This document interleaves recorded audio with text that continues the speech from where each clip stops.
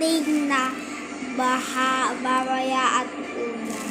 Kasi po ay maghanda po tayo lahat sa may pagdating na disaster mamayang gabi.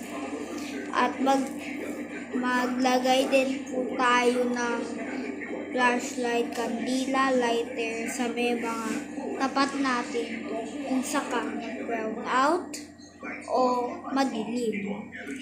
At ano din po, kumuha din po kayo ng pakaypay kung sakaling may init. At may magkakaroon din po ng landslide kung saan.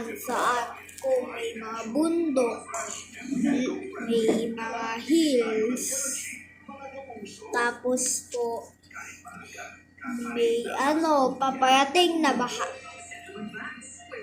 So maghanda po tayo sa may lahat.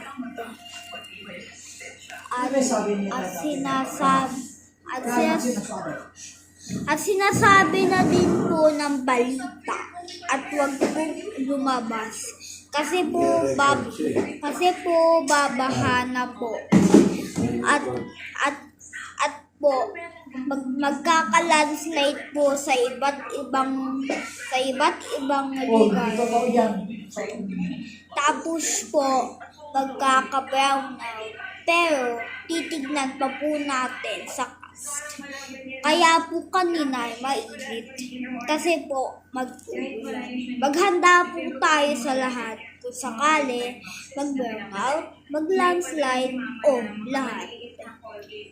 At maghanda din po tayong kandila, flashlight at lahat. At pamaypay kung sakali mainit. Maglalagay din po kayong mag-ano din po kayo. Magigising na po tayo ng brown out.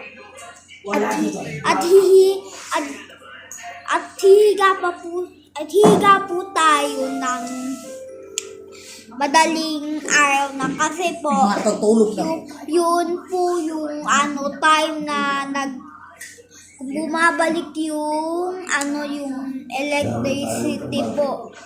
Kasi po yung po. Thank you po. Patayin mo na po yan. Tek 4 oras. Tek 4.